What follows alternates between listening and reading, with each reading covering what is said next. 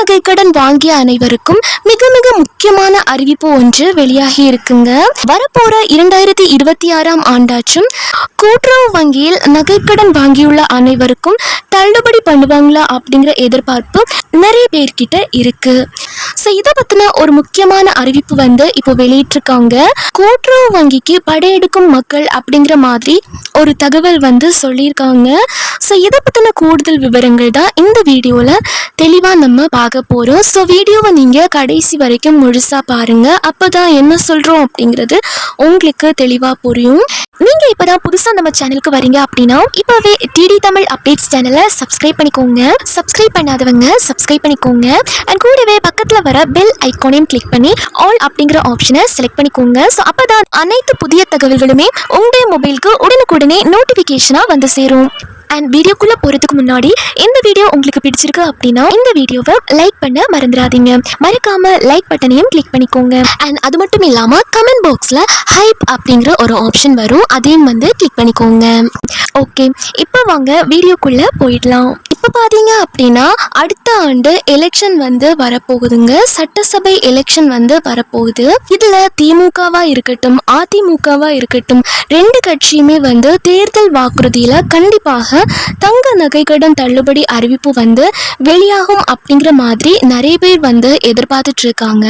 உங்களுக்கு தெரிஞ்சவங்க யாராச்சும் இருந்தாங்க அப்படின்னா நகை கடன் வைக்கணும் அப்படின்னு நினைக்கிறவங்க சிறிய அமௌண்ட், அதாவது நகை ஒரு 10 சவரன் இருக்கு, இல்ல 15 சவரன் இருக்கு. நகை அடைமானம் வைக்க போறதுன்னா இப்போ ஒரு 4 சவரன் 5 சவரன் கூட்டுறவு வங்கியில போயிட்டு தங்க நகை கடன் வைக்கிறோம் அப்படின்னா குறைஞ்சது அடுத்த ஆண்டாச்சும் ஏப்ரலுக்கு அப்புறம் தள்ளுபடி பண்ணுவதற்கான வாய்ப்புகள் மிக மிக அதிகம் அப்படிங்கிற மாதிரி ஒரு தகவல் வந்திருக்கு. இல்ல 2027ஆம் ஆண்டா இருக்கட்டும், ஸோ அப்போ கூட வரதுக்கான வாய்ப்புகள் இருக்கு அப்படின்னு சொல்றாங்க. நமக்கு இலவசமாக அந்த தள்ளுபடி பண்ணுவாங்க அப்படின்னா தங்க நகை கடன் இலவசமாக கிடைக்கிற மாதிரி இருக்கும். திமுக இல்ல அதிமுக தேர்தல் வாக்குறுதியில தங்க நகை கடன் தள்ளுபடி கண்டிப்பாக இருக்கும் அப்படின்னு நிறைய பேர் சொல்றாங்க. கூட்டுறவு வங்கியில மத்திய கூட்டுறவு வங்கி, வேளாண் கூட்டுறவு வங்கி, உங்க பகுதியில் இருக்கக்கூடிய கூட்டுறவு சங்கங்கள்ல போயிட்டு தங்க நகை கடனை வைக்கிறவங்களுக்கு பயனுள்ளதா இருக்கும் அப்படின்னும் தகவல் வெளியாகி இருக்குங்க. எதனால தள்ளுபடி பண்ணுவாங்க அப்படின்னா, அதாவது நீங்க கூட்டுறவு பேங்க்ல லோன் வாங்குறீங்க இல்ல கோல்டு லோன் வாங்குறீங்க அப்படின்னா அது உங்களுக்கு மிகவும் பயனுள்ளதா இருக்கும் அப்படின்னு தகவல் சொல்லியிருக்காங்க. தமிழகத்துல தொடக்க வேளாண் கூட்டுறவு வங்கி இது பாத்தீங்க அப்படின்னா தினமலர்ல கொடுத்திருக்காங்க.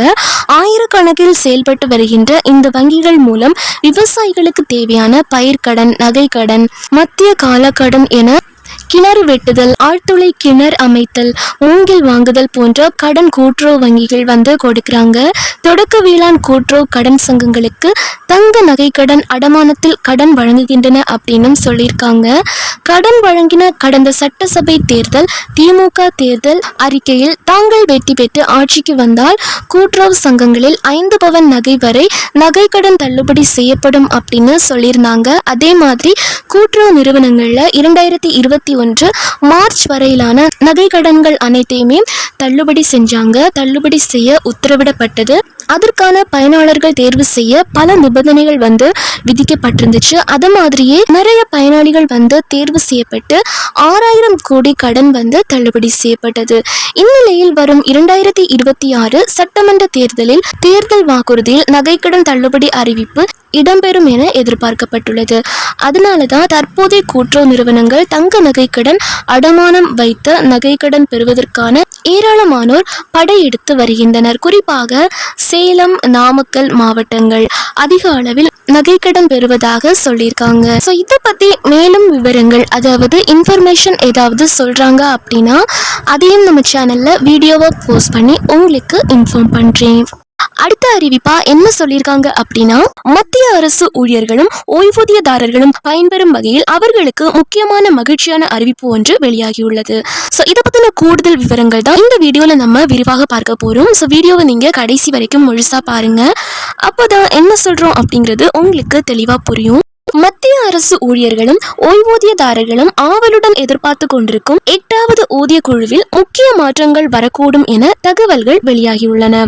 குறிப்பாக பாத்தீங்க அப்படின்னா லெவல் 1 முதல் 6 வரை உள்ள ஆரம்ப ஊதிய நிலைகளில் உள்ள ஊழியர்களுக்கு பெரிய நன்மை ஏற்படும் வகையில் புதிய மாற்றங்கள் பரிந்துரைக்கப்பட்டுள்ளது. இதில் லெவல் 1 மற்றும் 2 இணைத்து புதிய ஒரு லெவல் உருவாக்கப்படும். அதோடு லெவல் 3, 4, லெவல் 5, 6 ஆகியவை ஒன்றிணைக்கப்படலாம் என சாத்தியங்கள் உள்ளன. இந்த ஒருங்கிணைப்பு மூலமாக தற்போது ரூபாய் 18,000 அடிப்படை ஊதியம் பெறும் லெவல் 1 ஊழியர்கள் மற்றும் ரூபாய் 19,900 பெறும் லெவல் 2 ஊழியர்கள் ஒரே தளத்தில் உள்ள புதிய லெவலில் இணைக்கப்படுவார்கள். இதன் அடிப்படையில் திருத்தப்பட்ட சம்பள அமைப்பின் கீழ் குறைந்தபட்ச ஊதியம் 51,480 உயர வாய்ப்புள்ளது. இது ஊழியர்களின் மொத்த வருமானத்தின் கணிசமான உயர்வை ஏற்படுத்தும்.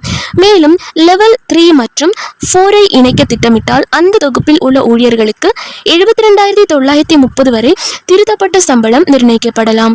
மேலும் லெவல் 5 மற்றும் 6 ஒருங்கிணைத்தால் 2.86 ஃபிட்மென்ட் ஃபேக்டர் அடிப்படையில் ஊதியம் ரூபாய் 1,01,244 வரை உயரக்கூடிய வாய்ப்புள்ளது. இதற்காக ஊழியர் சங்கங்கள் அரசுக்கு பல பரிந்துரைகளை சமர்ப்பித்துள்ளன. இந்த திட்டங்கள் முழுமையாக அமலுக்கு வந்தால் 7வது ஊதிய குழுவின் முரண்பாடுகள் தீர்ந்து 3ஆம் நிலை பணியாளரின் நிதிநிலை மேம்படும் என எதிர்பார்க்கப்படுகிறது. புதிய சம்பள பணிநிலைகள் ஊழியர்களுக்கு நீண்ட கால நிதி பாதுகாப்பையும் தொழில் முன்னேற்றத்தையும் உறுதி செய்யும்.